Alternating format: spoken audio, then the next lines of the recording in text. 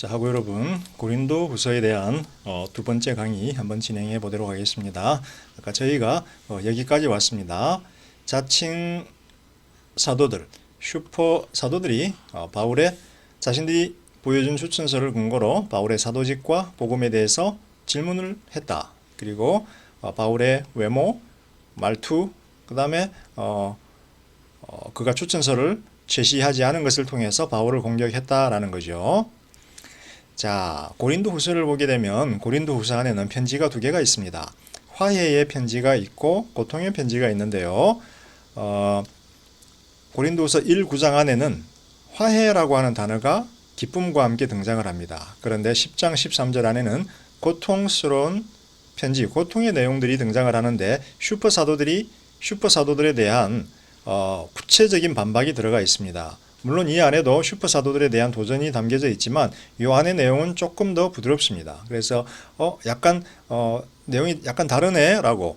그런데 이제 여러분들이 그렇게 생각할 수 있죠. 우리는 현재는 이제 뭐 타이핑을 치기 때문에 한 편지 하나를 금방 쓸 수 있지만 고대에는 일일이 손으로 썼습니다. 그래서 뭐 편지를 받아서 쭉쭉쭉쭉 쓰다가 그 다음에 잠깐 멈추고 다시 썼는데 약간 무드가 분위기가 약간 달라질 수도 있는 거죠. 혹은 뭐 바울이 두 개의 편지를 써놨는데 그걸 합쳐서 이제 고린도 후서라는 이름을 우리가 후대에 주었다라고 설명을 할 수도 있고요. 자, 어쨌든지 간에 고린도 후서의 구조적인 복잡한 문제, 학자들에 의해서 논의가 되었던 복잡한 문제의 핵심에는 고린도 후서가 몇 개의 편지로 구성이 되어 있느냐인데 저는 개인적으로 다수의 학자들의 견해를 따라서 화해의 편지와 고통의 편지 두 개로 구성이 되어 있고 이 둘이 합쳐져 있다라고 이렇게 봅니다. 자, 화해의 편지, 고린도후서 처음 9장에는 세 번째 눈물의 편지를 바울이 보냈죠. 그리고 그 편지를 통해서 회개한 고린도 교회를 향한 바울의 기쁨이 담겨 있습니다. 아까도 설명했지만 바울은 왜 자신이 세 번째 방문 계획을 취소했는지에 대해서 설명을 하죠. 더 고통을 줄 것 같으니까. 그리고 이제 슈퍼 사도들의 도전에 대해서 특별히 자신의 사도직 추천서와 연관한 추천서를 안 가져왔다 그러니까 추천서와 연관한 자신의 사도직, 그 다음에 자신의 고난받은 외모와 영광에 대해서 자신의 고난받은 외모를 영광을 통해서 변론적으로 제시를 하지요. 그래서 이 부분이 또 핵심 내용이다. 그 다음에 아까 형제를 용서할 것을 바울이 요청을 했습니다. 화해, 용서와 화해를 요청을 했는데 여기서 바울은 6장에서 그리스도를 통한 하나님의 화해가 우리에게 제시를 됐다라는 거예요. 그래서 하나님이 세상을 자신과 화해하기 위해서 그리스도를 이 땅에 보냈다. 그리고 이 화해의 사역을 우리 사도들이 지금 진행하고 있다. 따라서 여러 성도들도 이 화해의 사역에 동참하라라고 바울이 권면을 하고 있습니다. 그래서 여기서 보면 화해의 사역, 이게 또 굉장히 중요한 이슈로 등장을 하고 있다. 그래서 이 편지가 화해의 편지라고 불린다라는 거죠. 여기서 제가 강조하고 싶은 것은 바울의 서신서들은 이렇게 역사성이 있다는 거예요. 바울과 그가 편지를 쓴 교회가 가지고 있던 역사적인 문제, 상황적인 문제와 직접적인 연관이 있다는 거예요. 바울은 교리적으로 어떤 그런 신학적인, 조직 신학적인 페이퍼를 쓴 것이 아니라 자신과 자신의 교회가 안고 있는 역사적인 문제에 대해서 그 역사적인 문제를 자신이 이해하는 복음의 빛 아래서, 구약 성경의 빛 아래서, 하나님의 어떤 은혜의 빛 아래서, 성령의 조명 아래서 편지를 쓰고 있다. 그래서 우리가 역사적인 관점에서 항상 바울의 편지를 이해해야 된다라고 제가 여러 번 말씀을 드렸습니다. 그리고 이제 마지막으로는 예루살렘 교회에 보낼 헌금에 대한 자신의 계획에 대해서 길게 설명을 합니다. 그리고 고린도 교회가 그 헌금에, 선교 헌금에, 가난한 자들을 도와주는 헌금에 동참할 것을 바울이 요청을 하게 됩니다. 8장 9장에 이르러서. 자, 그런데 10장 13절을 보게 되면 약간 분위기가 달라집니다. 여기는 조금 업이 되어 있는데 여기는 조금 다운이 되어 있어요. 그래서 아마도 편지를 쓰다가 여기서 조금 감정이 격양이 됐는지, 아니면 이 편지를 먼저 썼는데 감정이 격양된 상태에서 조금 시간이 지나서 감정이 좀 추스려져서 여기서는 좀 분위기가 좋아졌는지 정확하게 우리가 평가를 할 수는 없어요. 그런데 10장 13절에 가게 되면, 10장 13장에 가게 되면 톤이 약간 격양이 된다. 고통스러운 바울의 마음의 상태가 반영되고 있다. 첫 번째, 바울은 슈퍼 사도들이 제시한 자신의 사도직과 어눌한 외모에 대한 반론을 하지요. 자신이 왜 외모가 좀 누추할까요? 그것은 바로 자신이 고난을 받았기 때문이죠. 수많은 고난을 받았다라고 고린도후서 11장에서 바울이 설명을 하죠. 그죠? 자신이 얼마나 고난받았는지. 도적과 강도떼를 무수히 만났고 굶주림, 기아, 그 다음에 풍랑도 만났고, 그 다음에 매로 여러 번 맞았고, 감옥에도 갇혔고. 근데 바울은 자신의 어눌한 외모, 이 외모가 자신이 받은 고난 때문인데 이 고난을 그리스도의 고난에 동참하는 것이다라고 봅니다. 그래서 그리스도의 복음을 전하는 것은 복음의 능력을 자랑하기 전에 먼저 그리스도의 고난에 동참을 해야 된다는 거죠. 왜? 그리스도가 영광에 이르고 부활하신 주님으로 우주의 주인으로 높아지기 전에 먼저 십자가의 고난을 경험했으므로. 그래서 여기서 바울은 슈퍼 사도들을 공격하죠. 슈퍼 사도들은 자신이 행한 기적들, 복음의 능력들을 가지고 자신들의 사도직을 반증하려고 하지만 진짜 사도는, 참된 사도는 뭐다? 복음의 능력을 자랑하는 자들이 아니라 그리스도의 고난에 동참하는 자들이다. 자신이 외모가 어눌한 것은 그리스도의 고난에 동참해서 무수한 고난을 받았기 때문이다 라고 이렇게 바울은 이야기합니다. 근데 바울은 거기서 그치지 않고 사실 자신은 고린도에서 누구보다 많은 이적을 행했다라는 거죠.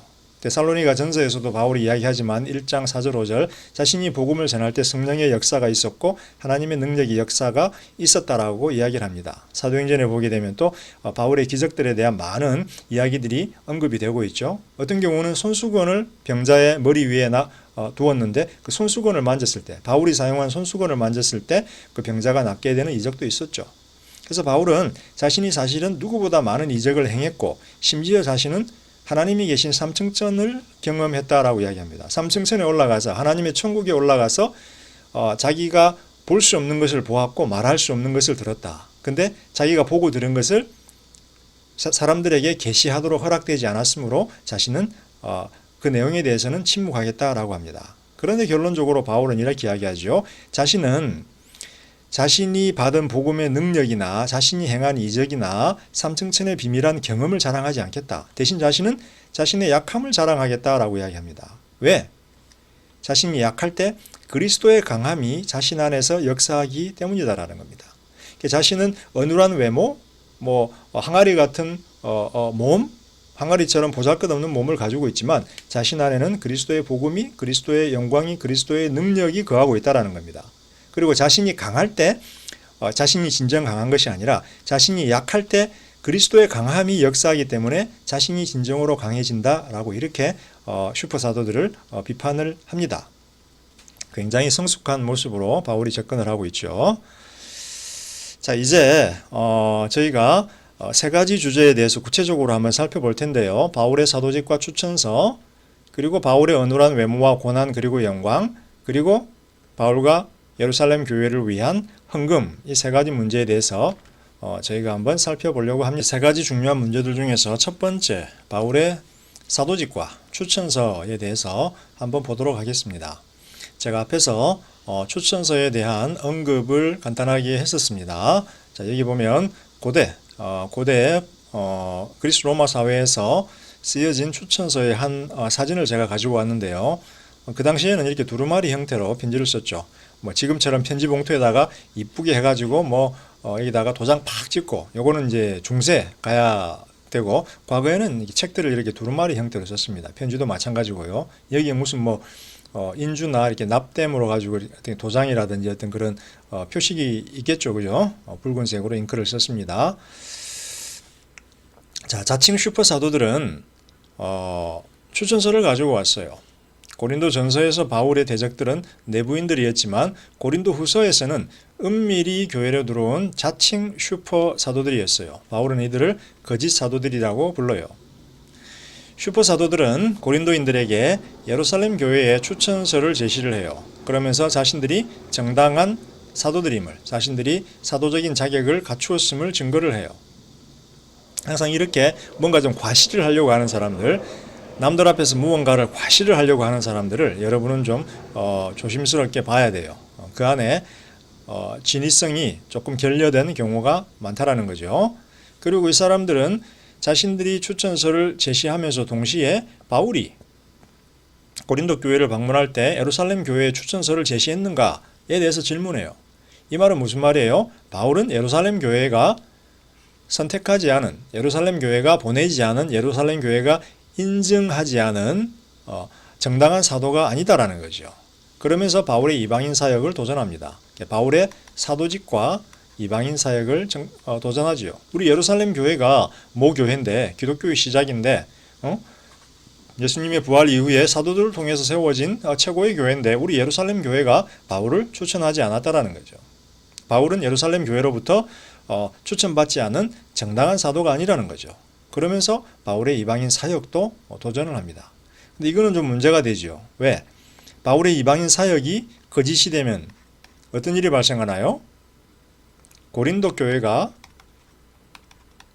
거짓이 되는 심각한 위험에 직면하게 되죠. 왜? 고린도 교회는 바울을 통해서 복음을 전수받고 세워진 교회이기 때문에 바울이 거짓 사도면 고린도 교회도 거짓 교회가 되는 어리석은 그런 굉장히 좀 난센스 같은 상황에 처하게 됩니다. 그래서 사실은 고린도 교회는 바울에 대해서 공격을 할 때, 바울의 사도직과 이방인 사역을 공격할 때 스스로 발등을 찍고 있다라는 어떤 그런 모순된 상황에 처해있죠. 이것을 본인들은 보지를 못하고 있어요. 바울은 보고 있는데, 우리 입장에서 보면 고린도 교회가 좀 어리석은 짓을 하는 거예요.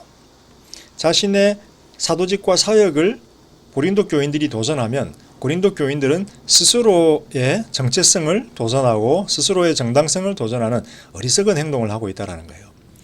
자, 고린도후서에서 바울이 이렇게 반응을 하죠. 여기서 새 언약을 듭니다. 새 언약의 비유를 통해서 거짓 사도들의 추천서와 바울의 추천서를 이제 비교하면서 설명을 합니다. 먼저 바울은 거짓 사도들이 제시한 추천서는 예루살렘 교회가 써준 서류이다. 그리고 예루살렘 교회는 뭐예요? 율법을 중시 여기잖아요. 그래서 예루살렘 교회가 써준 서류는 돌판에 써진 율법에 근거한 추천서다라는 거예요. 그런데 돌판은, 굳어있는 돌판은 생명을 주지 못한다. 대신 율법의 사역은, 죽어있는 율법의 사역은 죽음을 가져온다라는 거예요. 그런데 재밌는 거는 이 율법을 준 모세에게 일시적인 하나님의 영광이 주어졌죠. 그래서 모세의 얼굴에, 출애굽기 34장이죠. 모세의 얼굴에 일시적인 하나님의 영광이 머물러서 사람들이 모세의 얼굴을 바라보지를 못했어요. 그래서 모세는 베일을, 그 얼굴에다가 수건이라고 하는데 베일이라고 해야 되겠죠. 베일을 자기 얼굴에 씌워요. 사람들이 그 영광을 보면서 두려워하니까. 자, 그러면서 바울은 여기서 해석을 하죠. 모세가 베일을 그 얼굴에 스스로 덮어 쓴 것은 영광이 사라지는 순간 그 영광의 끝을 보여주지 않기 위해서다라고 해석을 해요. 여기가 바울의 해석이에요. 자, 그러면서 바울은 현대 유대인들, 현대 유대인 출신 크리스찬들을 비판을 하죠. 그들은 율법을 계속 주장을 하고 율법에 근거한 어떤 그런 근거해서 복음을 이해하기 때문에, 그리고 율법에 집착을 하기 때문에 모세가 쓰고 있던 베일이 그들의 마음을 덮어버린다는 거예요. 약간 알레고리가 들어가죠.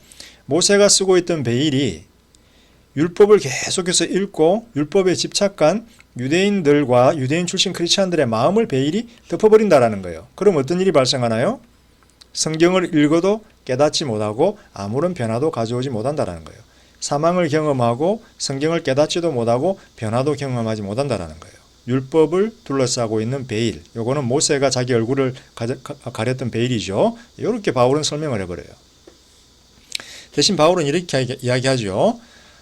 거짓 사도들은 예루살렘 교회가 써준 서류를 추천서로 가지고 왔지만 자신은 주님이 써준 추천서가 있다라는 거예요. 그거는 뭐예요? 고린도 교회 그 자체라는 거예요. 고린도 교회 그 자체.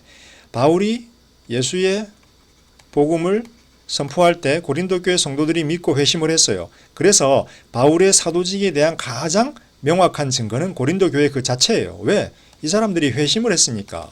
바울이 거짓 사도라면 이 사람들이 바울이 전한 예수 복음을 믿고 회심했을 리가 없지요. 그리고 바울이 복음을 전할 때에 성령이 역사를 했어요. 우리가 갈라디아서 3장 1에서 5절에 보게 되면 너희가 믿을 때에 성령을 받았고 성령이 너희 가운데 역사했다 그랬죠. 고린도 교회도 마찬가지예요. 바울의 복음을 듣고 회심을 했고 성령이 그들 가운데 역사를 했어요. 다시 말하면 고린도 교회 회심한 고린도 교회 성도들의 모임인 고린도 교회 그 자체가 바로 바울의 사도직에 대한 증거라는 거예요. 그래서 고린도 교회야, 너네들이 나의 추천서야 라고 이야기합니다. 그러면서 고린도 교회 너희들은 너희들의 마음에 성령이 추천서를 썼어. 성령을 통해서 너희들의 마음에 예수님이 추천서를 써주었어. 누구를 위한 추천서? 나를 위한 추천서. 다시 말하면 고린도 교회 성도들의 마음 안에 바울을 사랑하는 마음이 있고 바울을 통해서 예수 복음을 믿고 회심했기 때문에 그들의 마음속에서 그들은 알고 있는 거예요.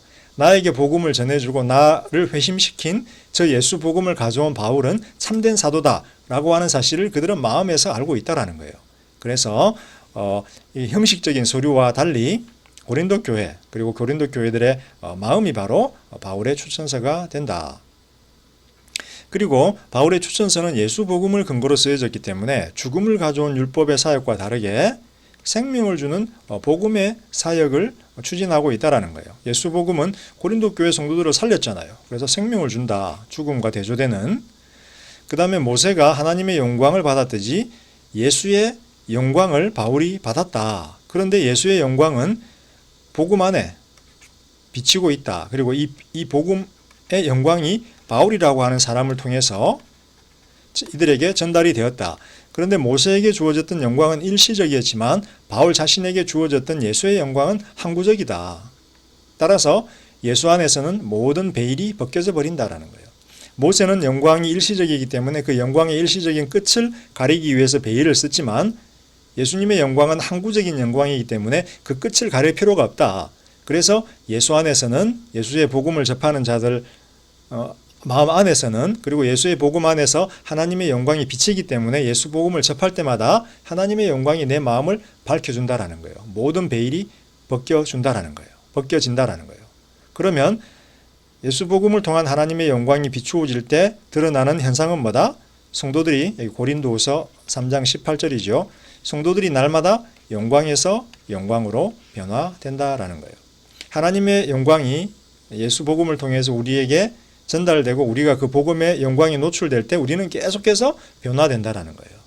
그래서 바울은 거짓 사도들의 율법에 근거한 추천서는 사망을 가져오고 깨달음도 주지 못하고 변화도 주지 못하지만 자신의 예수 복음은 생명을 가져오고 항구적인 영광을 보여주어서 계시해 주어서 영광에서 영광으로 변화되도록 한다라고 이렇게 이야기를 합니다.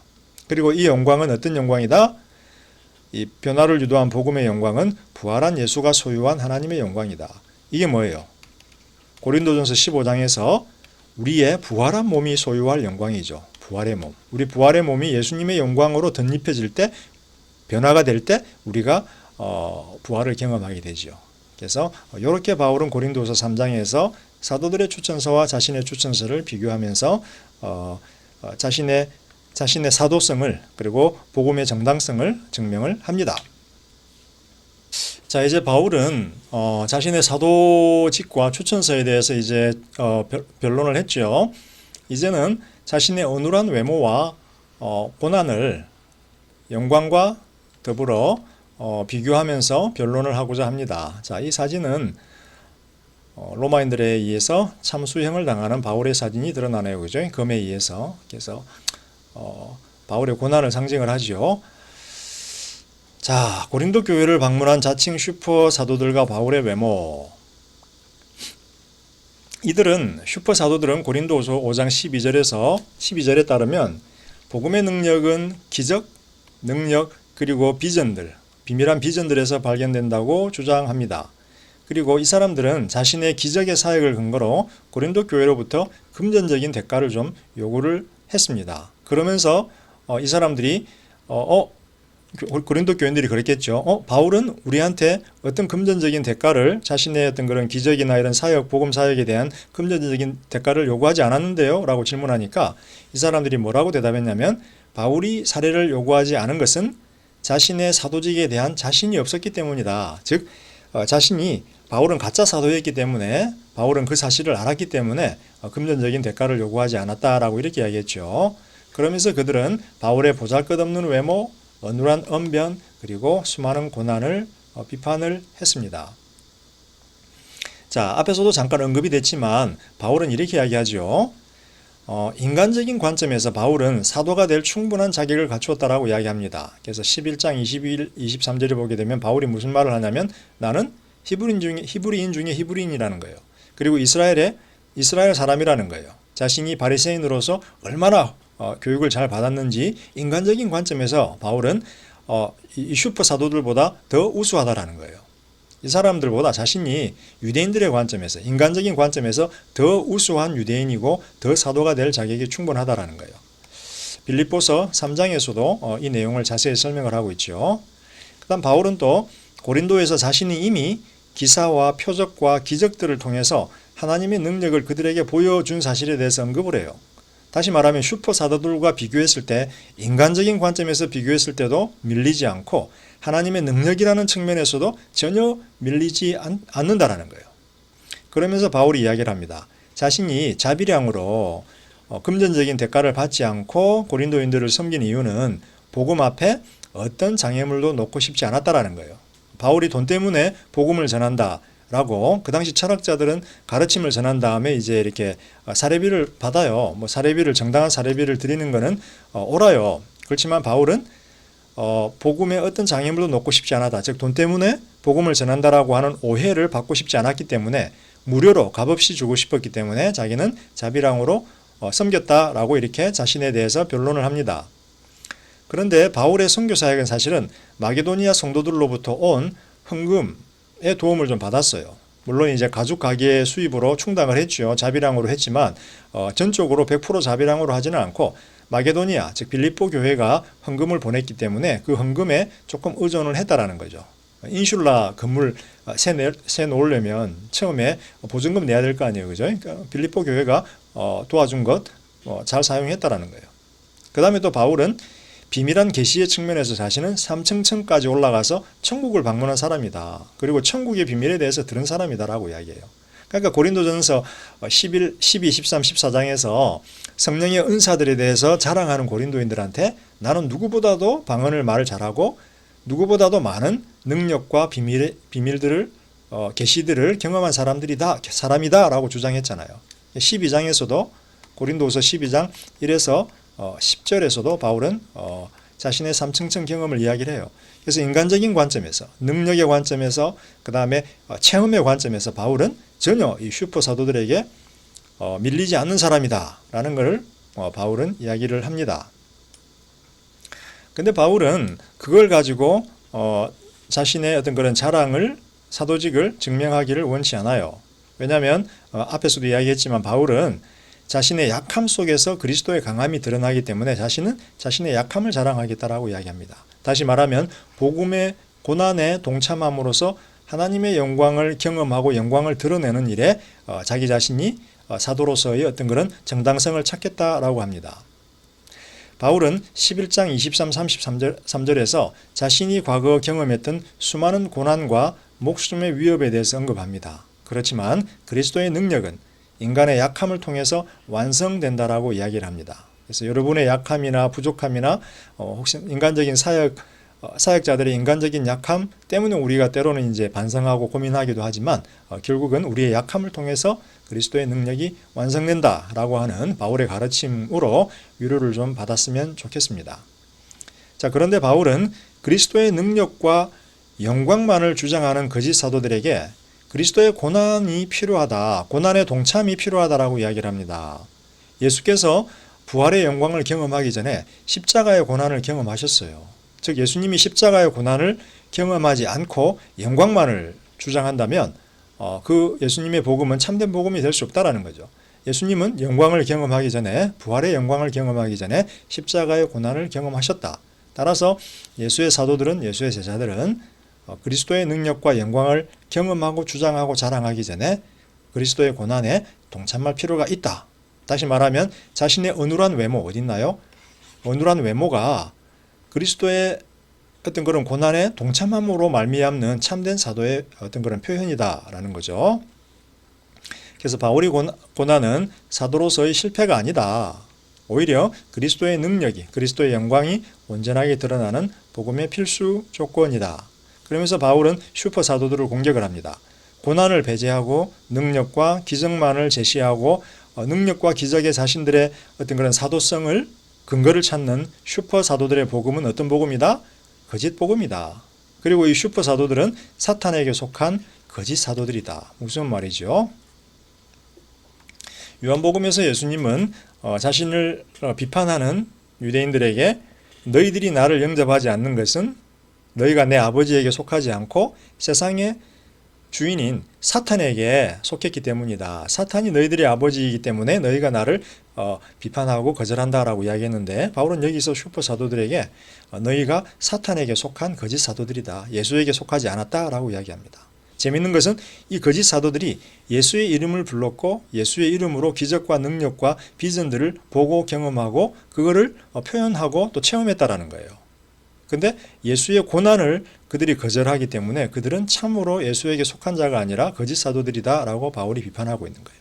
그래서 항상 고난과 영광, 예수의 고난과 영광을 우리는 함께 경험해야 한다라는 것입니다. 자, 예루살렘 교회를 위한 헌금, 아이고.